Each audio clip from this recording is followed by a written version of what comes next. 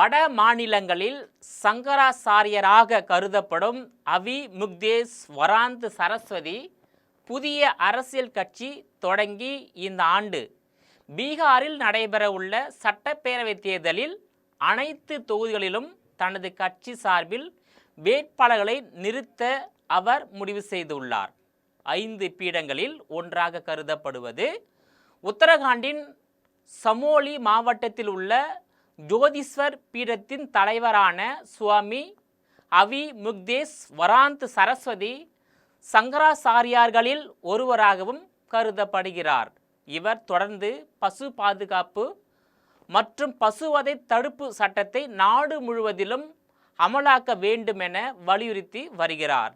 இந்த நிலையில் அவி முக்தேஷ் வராந்த் முதன்முறையாக துறவிகள் சார்பில் அரசியல் கட்சி ஒன்றை தொடங்க உள்ளார்.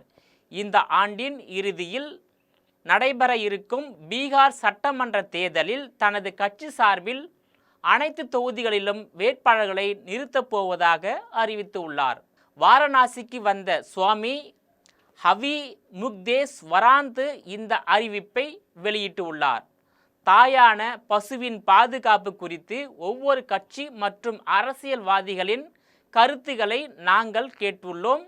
தாயான பசு பாதுகாப்பிற்கு உண்மையிலேயே ஆதரவாக யார் நிற்கிறார்கள் என்பது இப்போது தெளிவாகி உள்ளது. எனவே எங்கள் புதிய அரசியல் கட்சி சார்பில் பீகாரில் நடைபெறவுள்ள சட்டமன்ற தேர்தலில் மட்டுமல்ல, இந்தியா முழுவதும் நடைபெறும் அனைத்து சட்டமன்ற தேர்தலிலும் பசு தாயின் பெயரில் ஒரு வேட்பாளரை நிறுத்துவோம்.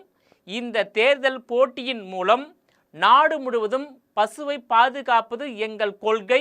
இதன் மூலம் கோமாதா பசுவை காக்க விரும்பும் பொதுமக்கள் எங்களுக்கு வாக்களிப்பார்கள் என்றும் நம்பிக்கை தெரிவித்துள்ளார்.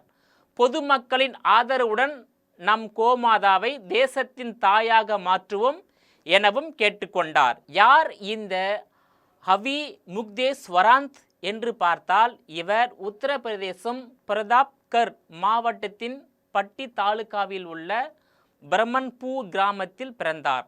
வாரணாசியில் உள்ள சம்பூர்ணானந்த் சமஸ்கிருத பல்கலைக்கழகத்தில் சாஸ்திரி மற்றும் ஆச்சாரியா கல்வியில் பட்டம் பெற்றார்.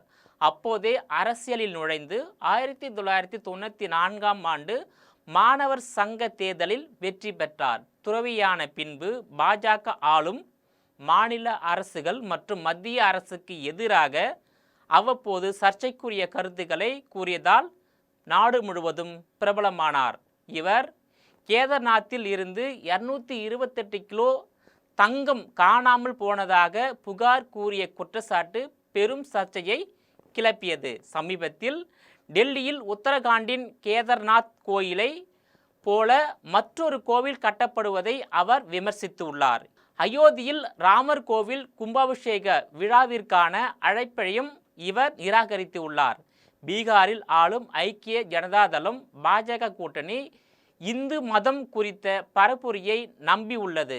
இங்கு எதிர்க்கட்சியான ராஷ்டிரிய ஜனதாதளம் மற்றும் காங்கிரஸ் உள்ளிட்ட கட்சிகளின் கூட்டணி சமூக நீதி பிரச்சாரத்தை நம்பியுள்ளன. இந்த சூழலில் சுவாமி அவி முக்தேஷ் வராந்தின் அரசியல் கட்சியும் தீவிர இந்துத்துவாவை முன்னிறுத்த உள்ளது. இதனால் சங்கராச்சாரியார்களில் ஒருவரான அவரது அரசியல் அறிவிப்பு பீகார் அரசியல் களத்தில் பெரும் பரபரப்பை ஏற்படுத்தியுள்ளது.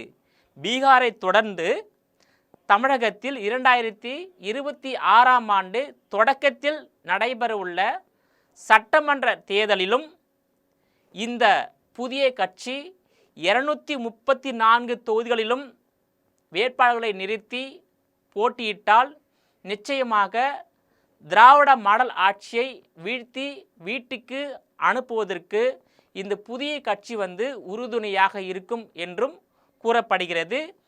குறிப்பாக மறைமுகமாக இந்துக்களுக்கு எதிராக செயல்படும் திராவிட மாடல் ஆட்சியை வீழ்த்துவதற்கு இந்த சங்கராச்சாரியார் தொடங்க உள்ள அந்த புதிய கட்சி தமிழ்நாட்டில் ஒரு மிகப்பெரிய ஆட்சி மாற்றத்தை ஏற்படுத்தும்.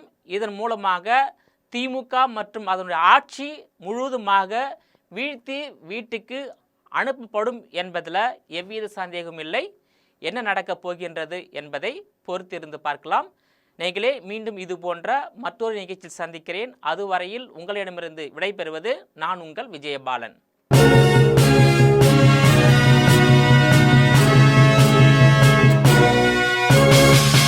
உடனுக்குடன் அப்டேட் தெரிந்து கொள்ள ஜெம் டிவி தமிழ் ஆப்பை இன்ஸ்டால் செய்யவும்.